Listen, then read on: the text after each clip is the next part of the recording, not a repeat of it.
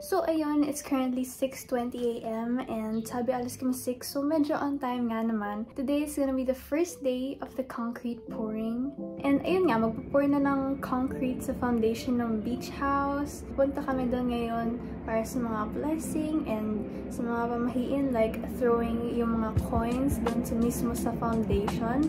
Ito yung mga coins namin na na-collect throughout the years. Iba-ibang currency, tas yun yung itatapon namin sa foundation mismo. So yeah, let's go!